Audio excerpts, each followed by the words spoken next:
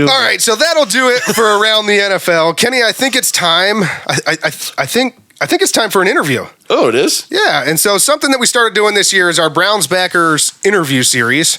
And what we wanted to do is highlight Browns backers from around the country. We wanted to do this for several reasons. One, these people are all diehard Browns fans and love our Brownies, rain or shine. Obviously, that's number one. The Browns have fans everywhere, and these people show up at their viewing locations week in and week out to see and support their team. But what we also wanted to do was highlight what most people may not know about the Browns backers, the fact that they do a lot of good work around their respective communities. So with that, let's go ahead and get into the next interview in the series. I would say this, for some people, this might be your introduction to the Browns backers, that maybe you didn't even really realize that there was this organization out here, this global organization that is out here rooting for the Browns every Sunday. Doing community service. All around the world and doing good things in their communities. So, hopefully you guys enjoy some of these interviews because we've got some really high caliber folks we've had conversations with so far, and they just get better and better each week. Yeah. So with that, let's go ahead and get into the next interview in the series.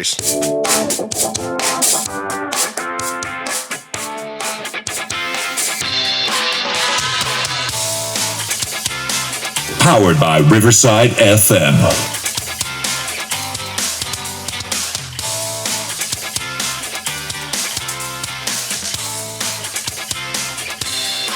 Okay, guys, so this week for our Browns backers interview series, we have the opportunity to chat with Gus Angeloni, who is the president of the Pumpkin Patch Browns backers, or better known to everyone around Cleveland as Pumpkin Nation. And if you watch Browns games, then the word pumpkin sparks some familiarity, and there's a reason why. Pumpkinhead is one of the super fans that is at every Browns game, and that is why this chapter is the Pumpkin Patch or Pumpkin Nation. That's right. Gus is the man behind the pumpkin. He's Pumpkinhead. So without further delay, let's welcome Gus Angeloni. Gus, how you doing, Gus? Pumpkinhead. What's How up, you doing, guys? man? Thanks for having me tonight. Yeah, thanks for being here. We really appreciate it. And so, first of all, I want to ask you, you guys are the pumpkin officially on the Browns backers website. You're the Pumpkin Patch Browns backers. Have you always been the Pumpkin Patch Browns backers, or was it Browns Nation? I know or you just intermix the two of them. Yeah, I mean, it's kind of the same, one and the same thing. I started off as the Pumpkin Patch Browns backers, and I thought maybe switching it up to Pumpkin Nation gave it more of a strong name or a feel to it, but it's essentially the same thing. Gotcha. And tell us a little bit about your chapter. I know you're located in Cleveland, but when were you guys established? What's your viewing location? How many members? Those types of things. Yeah, so I believe we were established in 2006. We've got multiple viewing locations here. Usually it's based around the tailgates, but the tailgates have kind of morphed into block parties now. So we've got Barley House. I saw this past week, and it was pretty wild. Yeah, so we don't per se really are not your traditional Browns backer chapter, as most chapters are out of town and have like meeting locations during game days and do certain events. Mine's more based on my tailgates and what I do here in the community here in Cleveland. So I feel it kind of separates me from, or I should say us from the other chapters. Obviously I'm kind of well known for what I wear on my head at game days. The tailgates that have turned into block parties now raise thousands of dollars for local charities here in Cleveland. Usually we do Wags for Kids, which is helping getting service animals for children. I'm a Marine Corps veteran, so we like to do things with Wounded Warrior Foundation, anything with veterans. And then we do a breast cancer one as well. But, the three big things for me is kids, animals, and military. I think that should be the big three things for just about everybody. I mean, all good things. Yes. So can you tell us a little bit just about how the pumpkin originated for yourself? I mean, it's like Sure. For us, it seems like it's just always been a thing. Like it's synonymous with Browns games as you see Pumpkinhead down there before the games. But like, where'd that come from? Yeah, I mean, it's actually wild how iconic it's turned into. But actually, this is my 20th year. Started in 2002, 2003 season. Kind of started off as just something silly to do. There was actually four pumpkins that were made. The day of the game, I believe it was a Bengals game we were going to, and I made these. As folklore goes, the pumpkins are no longer real, but they used to be. You can't get pumpkins after a certain time of the year, so the novelty. People really enjoyed it, so I decided to make one out of fiberglass, keep the thing going, keep doing it to every game. But the way the story goes, back in '02, I believe the Browns changed the color of the helmet. They called it a pumpkin orange. Kind of a no-brainer there. Halloween and 4th of July are my favorite holidays, so it's like I said, a no-brainer. Constructed the pumpkins for my brother and my cousin, and we were all supposed to wear them to the game as just something fun to do, something to get attention. They thought I was dumb, decided they didn't want to do it, and I'm like, you know what? I put all this time and effort into making these. I'm doing it. So the first game, we walked in and instantly we're getting on TV. We're on the jumbotron, and it was just a lot of a positive attention, and obviously doing something that crazy as that. You got to kind of like the attention. So I wanted to continue to do it, and every year from there on in, it's kind of grown bigger and better. The pumpkins take a life of their own. There's been many. I started wearing full uniforms, and then we started doing the tailgates, which consisted of a pony keg and a back of a pickup truck for 10, 12 people. And as of yesterday, I had our block party down in Cleveland, and we probably had about 3,500 people down there. So from 12 people in a pony keg to a block party, and who knows how many kegs of beer, but it's really turned into something. So I imagine they'd actually offer some pretty good protection down there in November and December. But is that thing hot to wear in the early goings of the season? Yeah, definitely during training camp and the first couple of games, it's very hot. But like you stated, it's actually like a blessing in disguise because those winds whipping off the lake, and as the weather starts to deteriorate, I'm nice and toasty in the thing. Yeah, I bet that is nice. No, I mean, it's honestly an insane story when you think about it. It's just from, like you said, from 12 people on a tailgate and a actual pumpkin on your head to what it is now, and the big block party this past week is unbelievable. And speaking of that block party, you said there was about 3,500 people at that one. Are there any upcoming events that you're hosting? Do you guys do that do your tailgate every week, or is there any other special events coming up that you're looking forward to? Yeah, so we do the block parties for every Browns home game here in Cleveland. We shut down the entire street off West 6th and Lakeside, and we pretty much take up the entire block on the warehouse district there. And that's really what we do here locally. But what's cool about being, a super fan and recognized and stuff, I take my sons with me, whatever I do, Browns related. So they travel with me when we go to away games. And it's cool to hook up with other chapters and kind of get a feel for, what's going on in their city during, the Browns and when we travel. So reaching out on social media obviously is a great way to get in touch with those people. But, we come into town and they're always very welcoming. They always take care of us. So it's fun, and I really enjoy doing that. So, shout out to all those presidents and members and organizations that I've met throughout the years. I try to hit at least 2 to 3 away games a season. We were just coming back from Pittsburgh last weekend. So, like I said, it's a lot of fun. People, are beginning to even recognize me outside of the costume. So it's just, it's surreal to me. It's just something fun that started many years ago and kind of turned into what it is today. And really, the benefactors of all of this are my two boys, CJ and Vince. They're 15 and 16, and all the cool things that I get to experience and share with them is really what keeps me going and keeps me motivated. Hell yes. Awesome. You can't, that's it's something special that you get to share with your sons. I mean, I know recent boy born into Kenny's family here. Kenny has a new dad, and he's got a boy. So, I mean, are you going to be this famous so that you could share these experiences with your son? Are you going to be this famous so you can share them with your daughter? Maybe. So, I mean, guys, you said you pretty much take over the West 6th area there. Did you have to call the local police and just let them know you're having 3,000 friends over? Or how does that conversation go?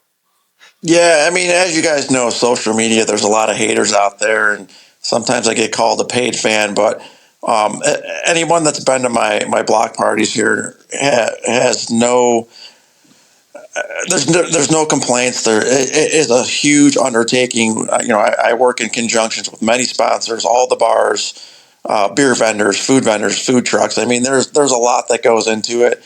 These tailgates are planned, all the way starting in February.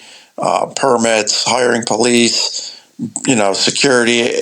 It's much more than what you would expect. Just like I said, where I started from back of a pickup truck, but it's very rewarding, and it's a lot of work. Like I'm beat from yesterday, but Browns came out with that W, so that's all that matters, right? makes you feel a little bit better in the end. So real quick here too, can we just go behind the pumpkin? You don't got time to where you work, but what do you do? Because that's a unique skill set to be able to kind of lead an organization like that, do all that kind of planning, working with sponsors, working with all the venues.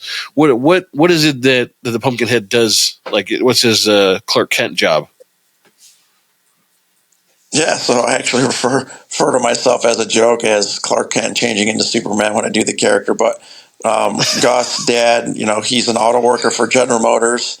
I also own and operate my own property maintenance and landscaping business. So, I keep busy with that. And I'm sure it's not hard to believe as we're getting into the story, but the entire Pumpkinhead and the Browns backer and the block parties have turned into a third job for me. Because as being successful, you got to work at it. And this is the 20th year at it. And like block parties don't just happen overnight.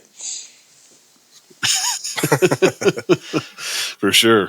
And I actually know somebody that works with you at GM. Shout out to Greg Schmidl. He works with you over there at GM. And I know he said he's had a couple conversations with you about your guys' parties.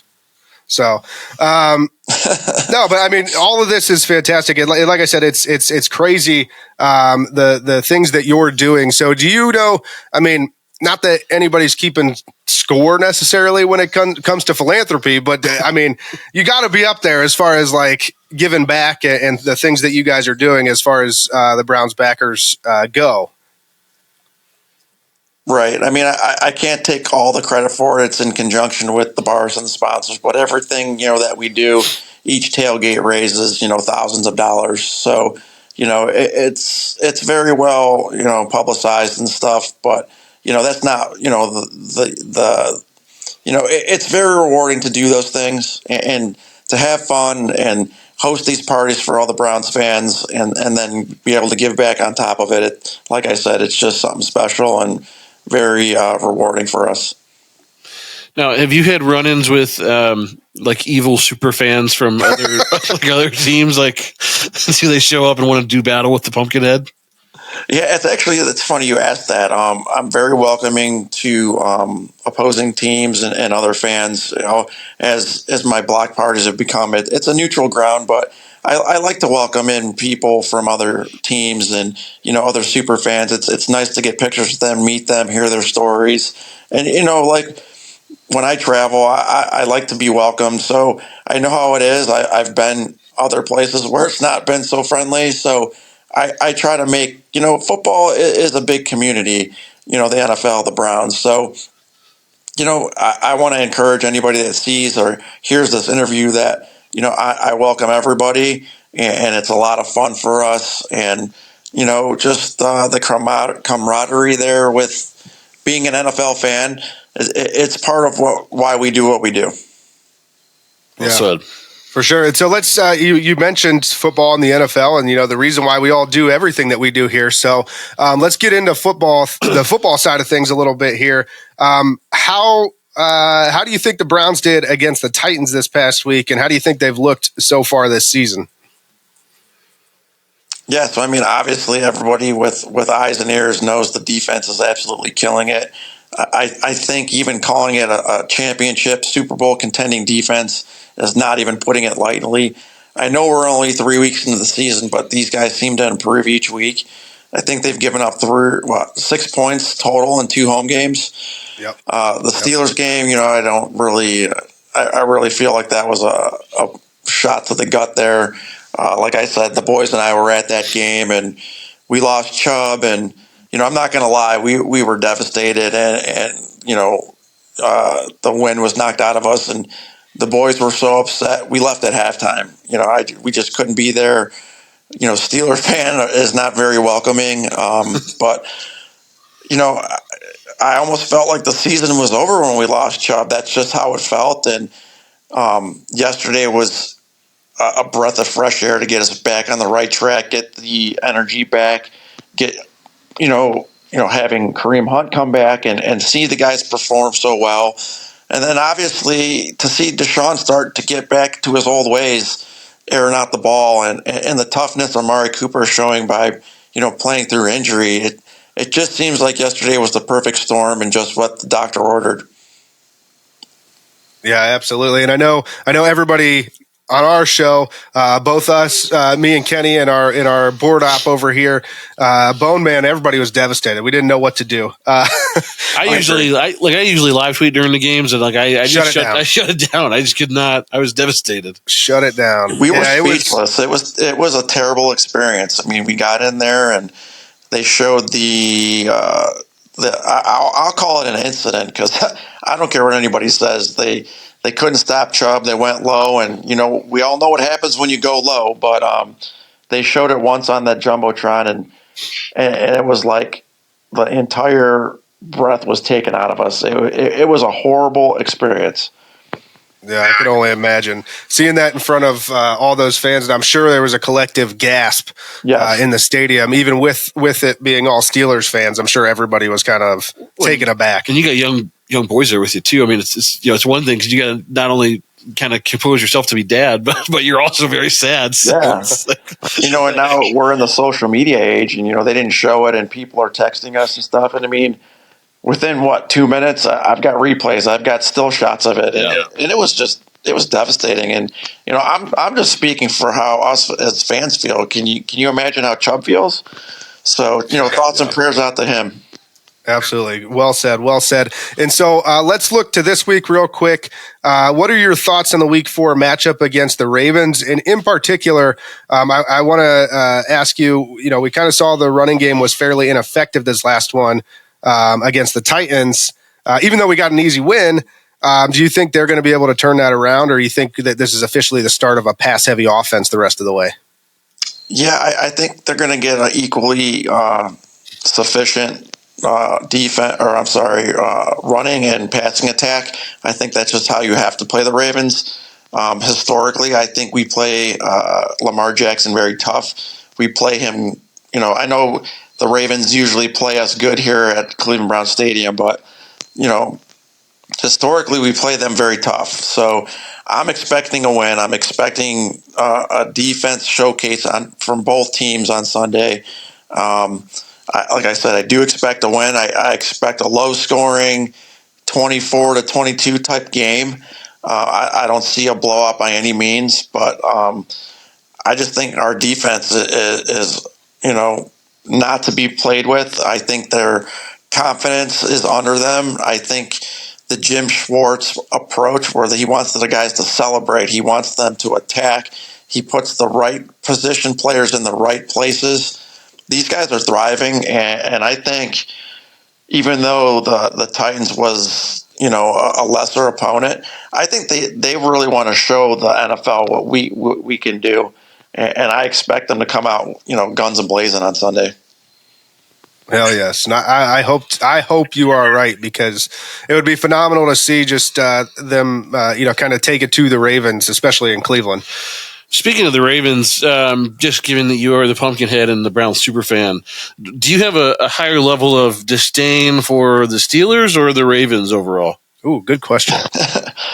I'm definitely, an old school Browns fan. I grew up watching Bernie and stuff, and Bernie's become a personal friend of mine. And, the stories that I get to hear, in public and behind the scenes from Bernie, it's always, and it's been, and it always will be the Steelers. Even though the Ravens took our team and that was horrible, graduating high school, having to deal with no football and, all that. And thank God we had the Indians of the 90s those years. But it's always going to be the Steelers. I've raised my boys to, I don't like to say hate, but dislike the Steelers. We don't really like any of the AFC North opponents, but definitely Steelers is on top. You guys weren't one of those Bengals bandwagoners during the playoffs last year, hoping they win? I have a lot of friends that are Bengals, so I was pulling for my friends that were fans of the team. And I'm not going to lie, I love Joe Burrow. I wish, he's hard not to like. Yeah, under different circumstances, I would love for him to be the quarterback of the Browns. He was, started at Ohio State. I think he does and says all the right things. So, I'm still not going to root for him, but I don't know. I guess that's just where I'm at with it. No, we're with you. We were that was a hot topic for us during the playoffs last year when we heard so many Browns fans rooting for them to win. We said, but they're an AFC North opponent, guys. Come on. Yeah, like I said, I root for friends and fans of mine that are, when the Browns are out. I want to see my friends happy and successful. So that would be where I'm at with that. Fair. No, and so before we jump off here, anything else that you want to say to the people around Cleveland that are thinking about joining a Browns backers chapter? Yeah, so if you guys are looking to join something different, be a part of a group, somewhere that you're always welcome. Everybody can come down and join us down at the block parties, and it's just a community there, and we do this thing. After I shoot the crowd with T-shirts, we call it a family photo. And basically everybody gets around and we take these amazing group pictures, and it's something that, I take a lot of pride in, and it's fun to go back throughout the years and see everybody that I've met and that, I've grown with. So like I said, it's a very welcoming group. So we invite everybody to come down to every home game and join us. Awesome. Well, hey, Gus, it's been fantastic having you on the show. We really, really appreciate your time. Thanks so much. We hope to meet you in person here soon. Absolutely. Thank you for having me. Thank you.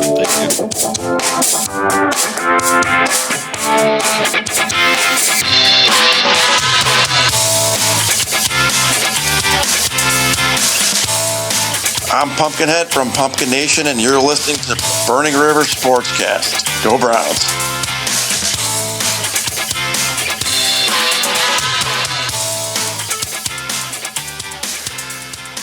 Man, that was interesting with Pumpkinhead, huh? That guy's story is great. He's just a Pumpkinhead, man. He just started with a real pumpkin, it turned into a fiberglass pumpkin, and now he's just out there doing pumpkin things. I mean, that's pretty funny. Do you think at midnight he turns into a pumpkin? I bet he does. That's why he was just chilling, laid back on his couch there.